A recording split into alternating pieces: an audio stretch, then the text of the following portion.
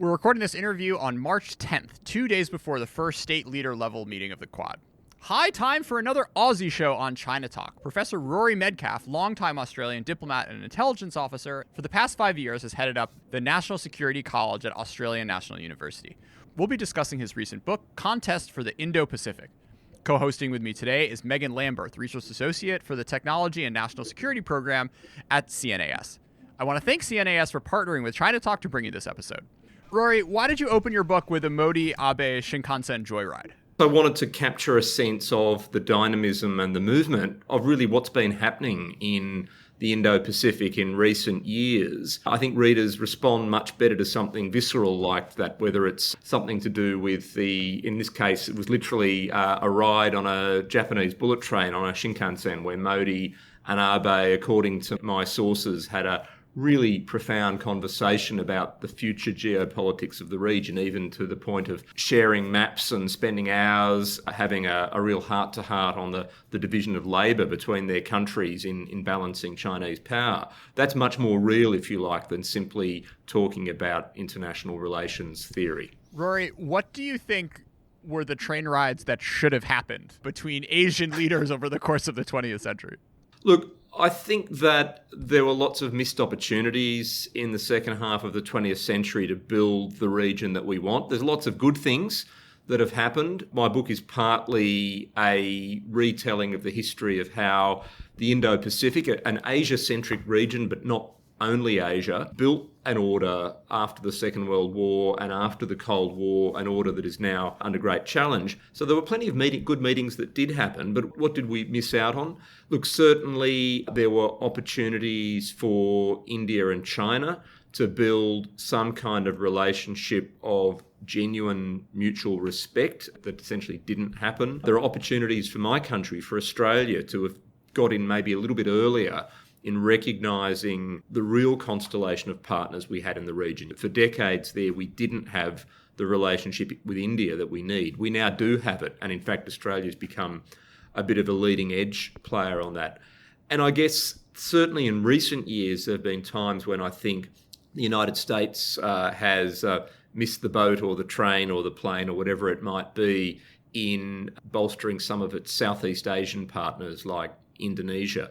But the good news is there's now, I think, of a refreshed sense of goodwill in much of the region towards American engagement. So really, the big question is, what are the long conversations, the deep conversations that have to happen soon and now? Sure. Before I jumped the gun a little bit because I don't want to elide over the fascinating cartographic history which you engaged in the first chapter or two of this book. Hard to do justice on a podcast, but we're going to try. What about the sort of conception of the Indo-Pacific did you find interesting over the course of researching how the region was represented on maps over time?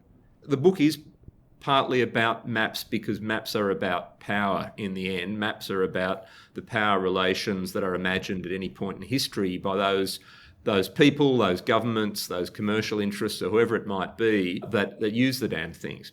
And fascinatingly, as I researched the way the region has been imagined, not just over the past few hundred years, but over the past few thousand years, I guess I reached a view that something like the Indo-Pacific, in other words, a really broad, inclusive, two-ocean, maritime-dominated conception of Asia or an Asia-centric region, that's actually been the norm throughout history.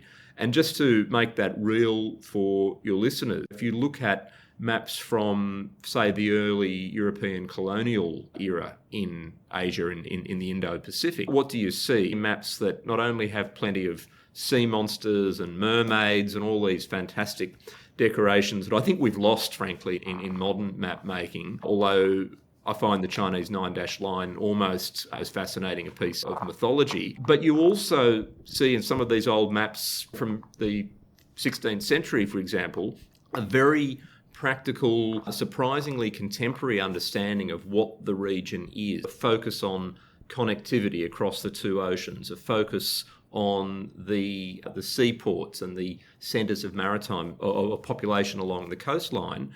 And really importantly, maps consistently from really let's say the 16th century right through to the present day include in the one frame of reference not only maritime Southeast Asia, the heart of the Indo-Pacific, South China Sea, Indonesia and so forth, but also Australia, the Indian Ocean, and indeed right across to North America.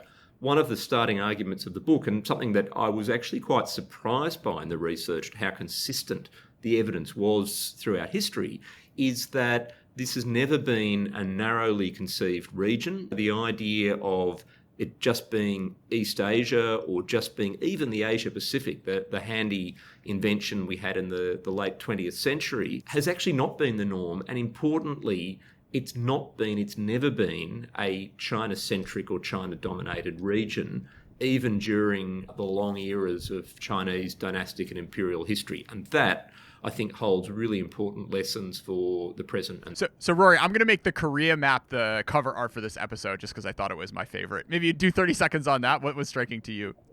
Yeah, that's the Kangnido map from 1402, which was a Korean map. So obviously most of these maps were the property of the rich and powerful. So it was a Korean royal map of the region as understood from the Korean peninsula.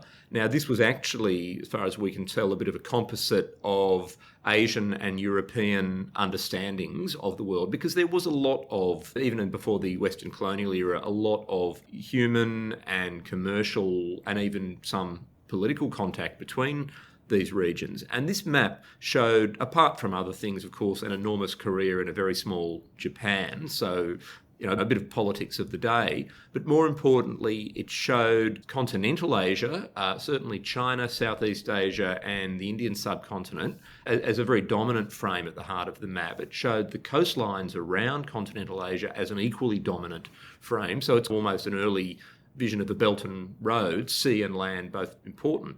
But it connected the region of strategic interest and economic interest, most importantly, I think, to East Asia, as encompassing the Southeast Asian archipelago, the Indian Ocean, India, because that coastline of India and Southeast Asia was absolutely vital to all of this commerce, and strikingly, all the way to Africa, a rather small Africa, an Africa that we may not recognise quite today, but clearly even the east coast of Africa mattered. And so that map was useful apart from anything else because it demonstrated that these were not just Western or colonial constructs, that in fact the pre-colonial Indo-Pacific was this diverse, large, multipolar region and was being imagined as such by clearly very Asian powers. Rory, in the book you mentioned the 1947 Asian Relations Conference. Can you just tell us the backstory about that event and why it was a quote-unquote false spring for Asian unity?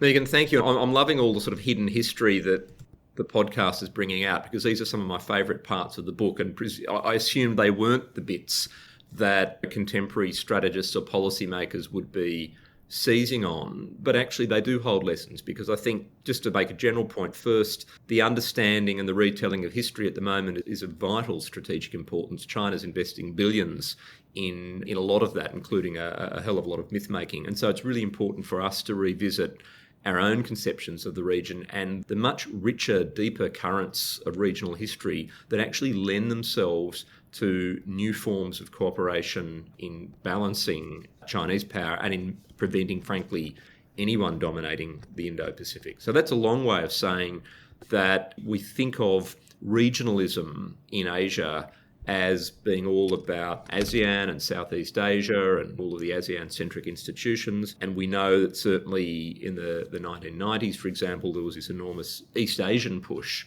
if you like, which China sometimes has co-opted of Asia for the Asians, but it being very East Asian and not really privileging India or South Asia, or indeed allowing space for non-Asian powers to be part of the Indo-Pacific. In fact, as I said, although just as there was an Indo-Pacific flavour, a two-ocean flavour to the region that we knew before and during the colonial era, in the pushback against colonialism, in the independence movements, and in all of the wealth and intellectual wealth and diversity of Asian nationalism that we saw in the early 20th century, there was also this very inclusive vision of the region. And for me, that's epitomised in the 1947 Asian Relations Conference, which was the first attempt to build some kind of regional dialogue. It was in Delhi. It was really the brainchild of the Indian independence movement, of Nehru and Gandhi and their crew. And it was incredibly inclusive in the way that it tried to build a conversation about the future of the region at the end of the Second World War, at the start of decolonisation. You had everyone from, obviously, the independence movements of particularly Indonesia, which took a huge delegation and, of course, was in the middle of fighting its war of independence against the Dutch. So a lot of the delegations were also involved in conflicts at the time. You had both the French colonial power and the Vietnamese resistance movements, nationalist movements represented. And in fact, what I may not have recounted in the book is that some of the Vietnamese nationalist delegates were killed on their way to the conference and had to be replaced by new delegates. You had an independent Tibetan delegation that walked the whole distance from Lhasa to Delhi, walked through the snowy passes of the Himalayas to get there. You had the Chinese nationalists, not the Chinese communists, represented. You didn't have the Japanese because the Americans at that stage insisted that they didn't have the right to be there. And you had Australia. So in many ways, you had most of the members of what is now the East Asia Summit or now the ASEAN Regional Forum present at that conversation. And in the sidelines of that meeting, you actually had a lot of the original thinking about the formation of ASEAN. So the Southeast Asian representatives at that, in fact, used the Asian Relations Conference as a bit of an incubator to build this Southeast Asian caucus that 20 years later became ASEAN. It was a false spring because in the end, India and China found themselves at loggerheads. In the end, with the arrival of the Cold War and the very North Atlantic-centric nature of much of that conflict and the inward turn of the Chinese and Indian economies and all of the chaos that engulfed Asia over the next 20 years, you didn't get that solidarity followed through. But it planted a seed that I think we can track all the way through to the regional institutions we have today. And it had a critical place for India, which India is now trying to reclaim. The real niche question, which we might cut out, but I read 2 books about Thai history, so I have to ask, what was Thailand doing at the time? Were they invited? Are monarchists not cool? That is a really good question. Look, I'm pretty sure there was a Thai presence. In fact, I'd have to pull the book off the shelf now and double check because there was certainly all sorts of, for example, I think there was a Mongolian presence. So there was great diversity. I'm pretty sure there was a Thai presence. But in fact, to be honest, Thailand isn't recorded as having, or Siam isn't recorded as having a particularly activist role at that point. I suspect they were keeping their heads down and hedging as they often have done so well. Yeah. So in relation to the 1947 conference, why did India fall off the map? I'd like to think it's very much back on the map. Look, a few factors. I think firstly, and of course this occurred incidentally, the conference was actually held before the full saga and drama and chaos and ultimate victory of Indian independence. So in fact, India was on this deadline, on this very tight British-run schedule towards independence. But in fact, it wasn't at that stage the Indian independent state that was hosting the conference. It was the Indian independence movement that was hosting the conference. And I think the British were a bit perplexed, both participants and observers. Why didn't India seize the opportunity? Look, I think that going forward from there, we had a number of factors. Obviously, the enormous, I wouldn't say distractions, but the enormous priorities of building an effective and durable independent Indian democracy after 1947, and obviously the convulsions of the communal violence, the wars with Pakistan and so forth, all of that would have slowed things down. The creation of the non-aligned movement during the Cold War, because in a sense the Bandung Conference, I think in 1955, the Bandung Conference in Indonesia was in some ways a successor to the Asian Relations Conference. But by then, India and Indonesia were squarely part of the non-aligned movement or establishing the non-aligned movement in the Cold War. And so were looking much more globally rather than regionally and looking at really how they could build what essentially became the global South and non-aligned movement during the Cold War, rather than looking necessarily inclusively at the region. And of course, that came with new levels of mistrust between the United States and allied powers, democracies, Australia and others against India. And then finally, the absolute breakdown of relations between India and China, culminating in the 1962 war. So we had several decades of lost opportunity. And when regionalism began to be rebuilt, it was happening from Southeast Asia on the one hand, but also from the US-Japan or US-Japan-Australia, Asia-Pacific corner on the other hand. Those two converged in the 1990s. India eventually came back into the tent, now has an opportunity to take more of a lead, but again, has enormous other challenges on its. Rory, do you have a book recommendation for mid-century Asian relations that covers this type of stuff in more detail? Look, I don't think there is a single book, and I think there's an enormous amount of specialised, often quite niche material. And I think, to be honest, a lot of the new histories coming out about India and Indian external relations, the work that Srinath Raghavan is doing, for example, several books now, really for the first time, I think, very objectively telling a lot of Indian history. I think Tanvi Madan's very good book on the India-China-US triangle. They're all part of the puzzle. A lot of the Southeast Asian histories have been a little bit too insular and Southeast Asia-centric. No, I think that book is yet to be written, to be honest. And your sense is, I imagine the reason why is because this is a sort of concept that's rising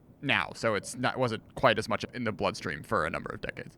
I think a lot of there was a bit of a parochialism to a lot of the different narratives about regional history over the years, where you had some very deep subject matter specialists who'd focused just on their country or their immediate sub-region. And it does take time to look back and see, in fact, there were currents to what appeared to be a lot of parallel play in regional institution building and diplomacy, that in fact perhaps they didn't have an internal logic that was bringing them together. But if you look back over the last 70 years now, you can, I think, make a case that we were building towards what is usefully for now an Indo-Pacific framework. It might evolve again, and it's really important to be resurrecting and retelling some of that history now, precisely because the narrative is part of the geopolitical battle. So, Rory, you alluded to earlier the Australian hesitancy to engage in this in this project. Let's do a little tour through history from the Aussie side. What were the hesitations and the roadblocks?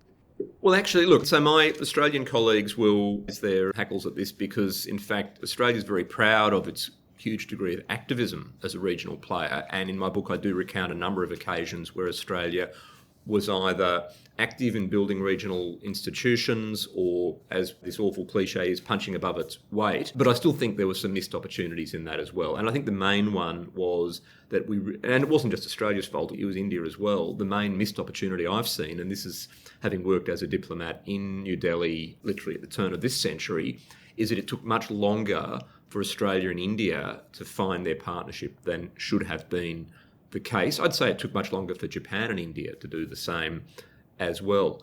Where credit is due for Australia, and where, for example, Australia has effectively been an early mover, certainly on the Indo-Pacific recently, I think the last 8 years, and remember that Australia was the first country in the world to formally, if you like, redefine its region in government policy as the Indo-Pacific 8 years ago. And Australia's been very active in trying to build creative new coalitions in this region ever since. Australia was active back in the 1980s on the establishment of APEC, Asia-Pacific Economic Cooperation. In fact, you could argue that Australia was the indispensable player in building that institution. So there have been some good stories too, but I think that before then we had some hesitancy in the 60s and 70s because Australia was seen as this strange hybrid of, is it a Western country? Is it an offshoot of Britain? Is it a multicultural democracy, which we are? Is it almost an Asian country? And it's taken us a long time to work through those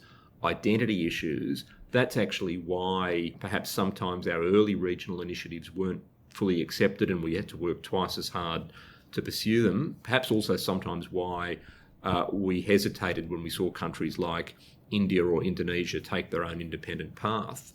But all of this adds up to now why the Indo-Pacific is such a useful concept for Australia, because it redefines the region in a way where we automatically belong and we automatically have a pretty significant voice. Rory, can you make the subtext text for folks who don't know anything about Australian history, the sort of immigration policies and whatnot?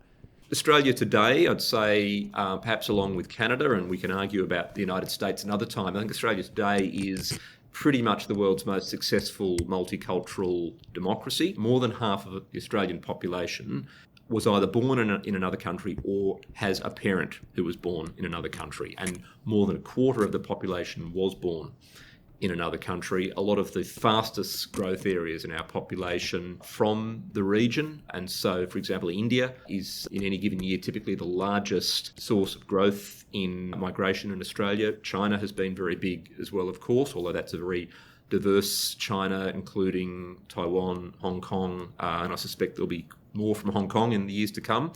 But tracking back, Australia did have a complex and at some points pretty shameful history when it came to relations with the diversity of the human race. Australia was established as a modern state in the 1780s as essentially a British penal colony and British settlement, with the dispossession of Indigenous people that came with that.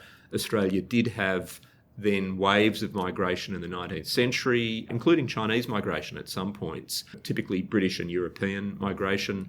Australia had then a pretty shameful policy for much of the 20th century, really until the late 1960s, of privileging migration, so literally a white Australia policy. And I think that's done lasting harm to our identity in the world. But since the early 1970s, really in my own lifetime, in the last 50 years, Australia has rapidly become this very effective multicultural democracy that very effectively brings together and very harmoniously brings together people from all over the world. And that is the Australia that now presents itself to the region, and it's a source of great strength and pride. Rory, last year I did a show with your colleague Yun Jiang, just as the trade actions between China and Australia were heating up. I'm curious, looking back on that episode, how much of a shock has this been to the Australian political system? The story didn't begin last year. We've had this awful year. The world's had an awful year in so many ways, and I think COVID overwhelms and dominates everything.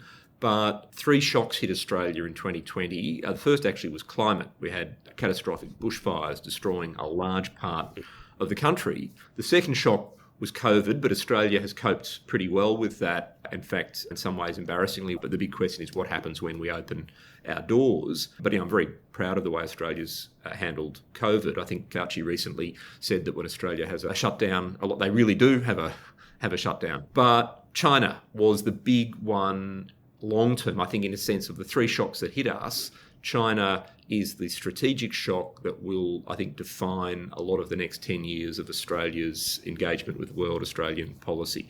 The China shock for Australia was that from fairly early last year, we started being the subject of a campaign of economic coercion and of diplomatic threats going with that economic coercion, and that's not over. And the trigger for that was claimed to be the position the Australian government took in calling for an independent inquiry into the origins of the pandemic. I think quite a reasonable thing to ask for. Maybe the manner in which we made that statement could have been done, in a less blunt or ragged way. But the actual principle of the thing is sound. The important point to note, though, is that this was not China suddenly deciding to punish Australia. This was, in fact, culmination of years of tension in the Australia-China relationship. And that tension, I think in many ways, is an early warning system for what is happening, will happen, or could happen to many other countries. That is, we had got very close to China in a trade sense. We were building close ties comprehensively in some other ways. Obviously, Australia, going to my earlier points about multiculturalism, Australia welcomes and has welcomed a large, diverse community of Chinese origin. And so there's a very strong people-to-people connection now between Australia and China, and there are many Australians of Chinese origin many of whom obviously understandably feel uncomfortable with the way things have gone. But the important point to note in all of this is that a lot of this began, in my view, with Chinese influence, interference, coercion against Australia and the region, with Australia's pushback against that, both independently and as a US ally. 3 or 4 years ago, a whole set of preparatory measures Australia took to protect itself from economic coercion. Foreign interference laws, keeping Huawei out of our 5G networks, new rules on investment and so forth. And clearly each of these things irked the Chinese Communist Party, irked the Chinese government. The COVID thing last year, the call for an independent inquiry, was in that point the threshold rather than the cause. And Australia is now, I think, standing firm against economic coercion, and I think China is already discovering that it's not quite so easy to achieve some kind of submission out of a self-respecting middle power democracy like Australia. Is there a challenge or development in the Australia-China relationship that feels obvious to you, but that you don't feel gets the attention it deserves more broadly either in the foreign policy community or whoever? Look, that's a great question. There are so many myths about the Australia-China relationship. Australia does have an enormous trade reliance on China. That's a fact. It's not a myth. And that is overwhelmingly through one industry, which is the export of iron ore to China. In fact, a really good question is how sustainable in the long term is that one? Because do we really want our economy in 2050, a generation from now, to be one where we remain overwhelmingly dependent on one commodity to one authoritarian state, no matter how well the Chinese economy continues to grow? So I think one of the myths has been that Australia was so dependent on China in a trade sense that we were inevitably slipping into China's orbit in a political, strategic, diplomatic and values sense. That's clearly been disproven by the actions of the past few years. But I would say that we shouldn't, I think the corrective that I'd offer to the debate is to say that we haven't gone from being completely in China's pocket to suddenly being China's enemy. Instead, there's still all sorts of texture and nuance to the relationship. I mean, there is a diplomatic cold shoulder, no question, from China. There are acts of economic coercion against a whole lot of industries, particularly in the agricultural sector. Barley, our lobster industry has been badly damaged. Our wine industry is being harmed. So please drink more Australian wine at every opportunity. But seriously, that stuff, Australia is surviving, as a nation is surviving that, and already a lot of those industries are finding new markets. But at a social level, at a people-to-people level, there really is, I think, no ill will, no malice politically or culturally or socially between Australian and Chinese people. And I hope, I believe that there's actually enough ballast there to get us through some tough years. What we do have to be doing is now, certainly from a governmental point of view, is ensuring that the diverse communities of Chinese origin in this country receive the respect and the protection that they deserve, because in fact they're an enormous asset to Australia going forward. And so I think there's a piece of work to be done. Rory, because you brought it up, I can't help myself but pitching me and Yun's idea of the strategic Shiraz reserve, whereby a handful of like-minded countries worried about Chinese trade aggression of the sort that you saw in the China-Australia context set up some vehicle where you automatically start purchasing these sorts of non-perishable goods that get targeted by China. Yeah, look, I'm not going to offer a serious comment on that one, although I think it's nice to offer to be hosting that in your cellar. But actually, the more serious point is, and this is something that hasn't been resolved, is that right now Australia is facing various acts of geoeconomic coercion. To be honest, none of them are critical to the national economy. They're bad for individual sectors. They're certainly bad for the individuals, the businesses, the families, the communities concerned. So I have no illusions about that.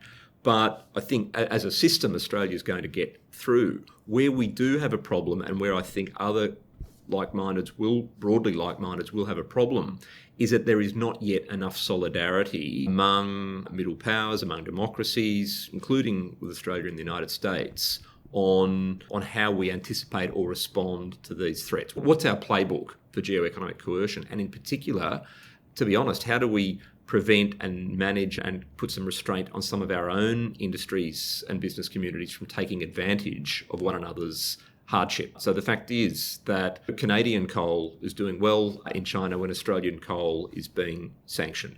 I'm assuming that other wine exporting countries are not going to hold back on their exports to, say, China if Australia's suddenly put in the freezer. Now, of course, the answer to this is not that we're all going to constantly be tying our hands or telling our business communities not to get on with prosperity, but there does have to be a set of guidelines, a set of principles, and ideally even a playbook for middle powers and democracies, not just in the Indo-Pacific, but globally. I think the Europeans matter in this a lot. For how do we respond when one of our number is blatantly targeted through economic coercion or indeed hostage diplomacy or some of the other rather nasty measures we've seen in recent years? I'll leave that problem with you to solve. I do think officials are talking about it a lot at the moment. I don't think we've got the answer. This leads us to my second hobby horse, which is the NATO for Trade, which is going to figure out how to bring the money from our Napa Valley folks living on the lam and figure out how to support the Australians in their time of need. Jordan,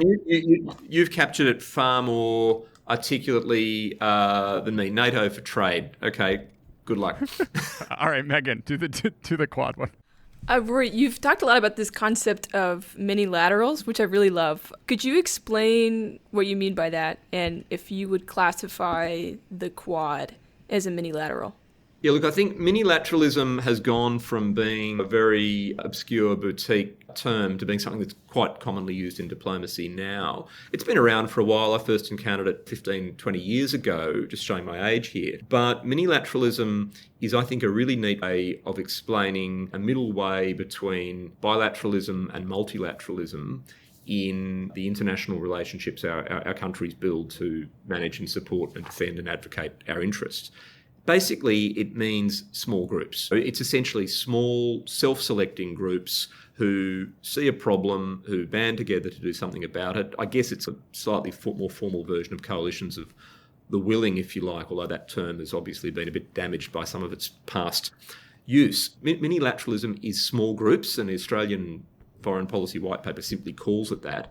Small groups self-selecting on the basis of interests in common, capabilities that they can bring to the table, and not necessarily shared values. I prefer the word principles to values, but some sort of shared basis for their action, whether it's principles they want to defend, whether it's a readiness to work together, a willingness to work together. And minilateralism, there's plenty of examples around there. It could be focused around a particular problem and to be time limited, a particular crisis, or it could have a longer life and evolve into small, flexible institutions. The Quad is certainly a minilateral organisation, if we can call it that. A minilateral arrangement is probably a more accurate term for it. There are plenty of trilaterals out there that in some ways are stronger and more established minilaterals than the Quad. At what point does minilateralism become multilateralism? There are questions to be answered about inclusion versus exclusion. Would the Quad, for example, ever cooperate with China on something like disaster relief, and does that become a new minilateral? I don't know. But for the time being, I think the Quad and the trilaterals are where the action is in the Indo-Pacific. And in fact, in some ways, China's fixation on the Quad hides the fact that a lot of good work's going on, say, Australia, US, Japan, India, Australia, India, Indonesia, Australia, India, France. There's all sorts of exciting things happening, and that actually provides us with a more agile architecture that can support the often ponderous multilateral organisations that are necessary but that have trouble getting the work done. And what lessons do you think the Quad can learn as it's getting started from existing successful minilaterals in your mind? So for me, the most successful minilateral in the Indo-Pacific at the moment is Australia, the United States and Japan. It's been going in one form or another since the early 2000s. It began as a dialogue. I think it kept changing its name from security to strategic because back in those days we were all a little bit nervous about what it meant. But it's moved to very clear arrangements for interoperability, for intelligence sharing, for technology, for infrastructure, and in a way it's still the really strong triangle within the Quad, because the Quad is really that triangle plus India. What are the lessons? I mean, I think the lessons from that and other minilaterals for the Quad is be careful in balancing rhetoric with reality, be careful with balancing rhetoric with ambition. Don't move too fast. I think the Quad is moving reasonably fast now, but that's a reflection of the times. I think also the Quad is catching up on a 10-year gap, if you like, between the Quad 1.0 and Quad 2.0 between 2008 and 2017. The other lesson is don't pretend to be a formal alliance when you're not. So the Australia, Japan, US relationship consists of two alliances, but Australia and Japan are not an alliance, and technically the three of us together are not. Be ambitious but cautious about how you operationalise this stuff. And finally, play with others. I think in many ways, Australia, the US and Japan have been very effective precisely because although we have closer relations with one another than we do with much of the rest of the region, we've used that triangle as a basis for engagement on, for example, the rules and principles that we want to help our ASEAN friends with in the South China Sea, our support for partners in the South Pacific on infrastructure and development. And I don't think that any of the trilateral members are averse to playing in other groupings as well. The Quad, I think, is at a very exciting time with its leaders meeting and so forth.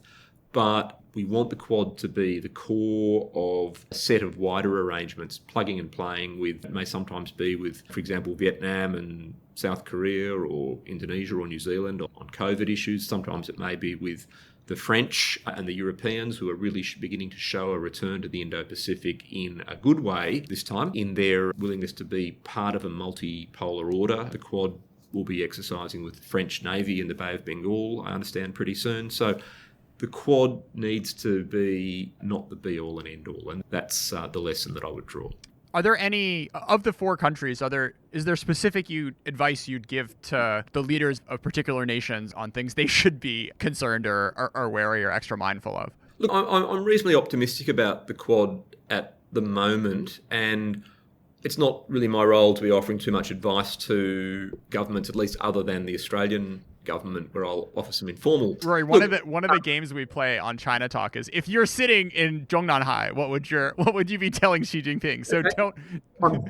Let's come back to that. Let's come back to that, because I am very happy to suggest a few things that I think are in China's interest, because I actually do care very much about China's interests. It's just that I'm not sure the Chinese government always sees it that way. Look, as for the advice to the Quad leaders, the Quad governments, I'd say, look, the first one is to keep doing what you're doing, because we're on a good path. I think India is actually very realistic about the Quad. India recognises the value of the Quad, but it's not looking tomorrow for some kind of miracle alliance. I think we have an enormous opportunity under the Biden administration now to follow through on, I guess, what happened under the Trump administration, which, to look at the positive side of it, was a recognition that we are now in this era of competition with China, a recognition that there's no shame or embarrassment in, for example, bringing the Quad together. But at the same time, I think a Biden administration is already showing signs of bringing a much more comprehensive sense of American engagement to the region, a much greater sense of respect for not only allies, but for all of those middle players, particularly in Southeast Asia, who we really need to work with. So for the Quad, seize the opportunity that the Biden administration brings. And last of all, broaden the agenda. Don't just make this about military issues. Sure, have Malabar, pursue interoperability where we can. Don't pretend it's an alliance, but get our militaries certainly accustomed to working together for contingencies in future where there may be a political decision that they work together. But look more broadly, look at technology, look at the narrative battle, information space, look at geoeconomics, and use the Quad as a core for partnerships with others in that space. And don't step back. Rory, plenty of folks have been growing increasingly concerned about rise of an illiberal streak within the Modi government. Do you see that as potentially being an inhibitor as the Quad develops in the future? Look, of course, it's a challenge to any kind of engagement with India that is based foremost on values. I think both, again, someone who's lived and worked in India and keeps sort of a strong interest in the direction of India, has a lot of friends there. I am dismayed by some of the developments in recent years. I also think that India has a lot of its own antibodies for dealing with illiberalism, for dealing with this kind of this degree of ideological Hindu nationalism. It's actually dealt with this in the past. It's harder in some ways this time. So look, I do worry about that aspect of the direction of India. I also think, though, that India is going to remain, and one of its advantages is that it's such a big, messy, diverse, difficult to rule state that can have its own kind of resilience as well. So I haven't given up on the better angels, if you like, of India's political nature.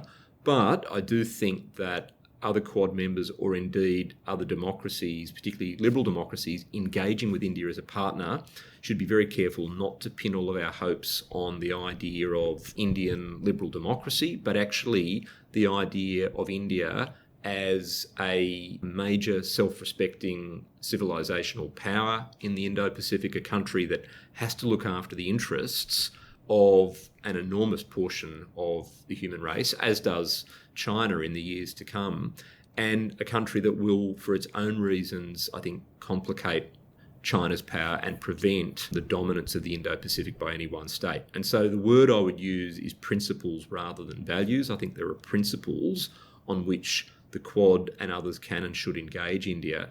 And a lot of those principles relate more to behaviour in the international system than necessarily the specifics of the polity at home, because that will keep changing.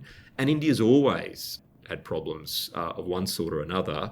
It's just that this time round, obviously, there's this ideological edge that makes a lot of us pretty uncomfortable. But the principles by which Indian foreign policy has often guided itself, and I think does guide itself, to do with a strong sense of autonomy and self-respect and sovereignty, actually respect for the rules-based order in many ways. I mean, think, for example, about how India and Bangladesh, in a rules-based manner, managed to resolve their maritime boundary difference. In fact, a perfect role model for what should be happening in the South China Sea. There are plenty of ways in which we can play with India, or, for example, for that matter, a country like Vietnam, without asking it to be the same kind of liberal democracy that we are. And of course, a few of us have had misgivings about the direction of the United States in recent years, although that's over for the moment. One can hope. Rory, CNAS's Martin Rasser recently put out a report, of which you were acknowledged in the acknowledgements, on tech-adjacent policies that Australia could work to push forward in a Quad context. And my favorites were human capital and visa liberalization within the Quad, as well as Quad-wide innovation challenges like the X Prize and hacker competitions. And I really hope it gets named QuadCon. Your sense of the appetite for this sort of thing, working together on supply chains as well, another one of the recommendations that he shouted out? Look, so we're just feeling our way on this stuff. Martin's report is excellent, and I commend it to all of your listeners. Martin's report is actually part of a wider project that is called the Quad Tech Network, which is a thing. It's a Track 2 initiative that has been established with the support of the Australian government, the Australian Department of Foreign Affairs and Trade, and its very, I think, forward-looking cyber ambassador. But this is not intended to just end here. It's meant to be a Track 2 research process where we get really over, I think, and we're moving, I think, to a second stage pretty soon, where we get institutions, think tanks, universities from the Quad countries to really begin mapping points of similarity, points of difference on tech policy and on our innovation ecosystems and on the way we engage with the world on these issues, but also opportunities for collaboration. And I think in the end, those opportunities, some will be within the Quad, some will be bilateral or trilateral, some will be with others. You know, for example, I think we certainly have an enormous common interest with much of Europe on this. But I think Martin's report's great for pushing the boundaries of ambition. And in fact, if you did look from first principles at the four Quad countries, there are enormous strengths if you look at us in aggregate. In fact, that's one of the reasons the Quad is here. There were people, and I was one of them, looking 15 years ago at the map and saying, hang on, there are 4 countries here who have, in theory, interests and capabilities in common, which, if aggregated even loosely, would really affect the regional balance. We need to take that now to the tech and human space. There'll be a lot of challenges, but if you do think about Indian human capital, Japanese technology, in America's case, both, and Australia's, I think, actually quite traditional agility in the international diplomatic order when we work effectively, and we've got some niche strengths in all of those areas, it's actually a potentially powerful mix. It's just that we may find it politically, it can be pretty difficult to prosecute. But let's have the research and the conversation. That's really where Martin's paper sits at the moment. Rory, anything else we didn't get to?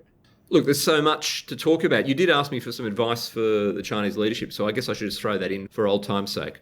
No, well, look, and I will just hark back to my book for a moment, and just again for your listeners, the US edition of the book is actually called Indo-Pacific Empire, so I hope they can find it in the shops, because Contest for the Indo-Pacific is the Australian edition. Don't ask me why publishers like different titles in different countries, and if someone's bought both books, I owe you big time, but because it is the same book. And there is a second edition coming out at the end of this year, which I hope will have a chapter on COVID and the way the last 2 years have panned out. But the point I wanted to make is that the book, it's not, as some would assume, an anti-China book. It's not saying China will fail. It's not saying that a confrontation with China is the answer to all of our problems. It is an argument that there's going to be a very turbulent phase in regional and global history. We're already in that phase. That's more than a phase, really. It's an era. It's going to last maybe 10, 15, 20 years. This is a long game, as we would say in cricket-loving Australia. This is going to require enormous strategic patience and steadiness and consistency from particularly the democratic powers and also the other middle players in the Indo-Pacific.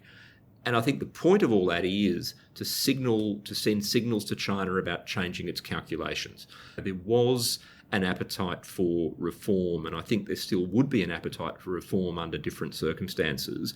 And I think there are plenty of great analysts in the Chinese system who know that a China that is set on a path of confrontation with much of the world is going to ultimately fail to fulfill a lot of the objectives that are in the interests of the Chinese people.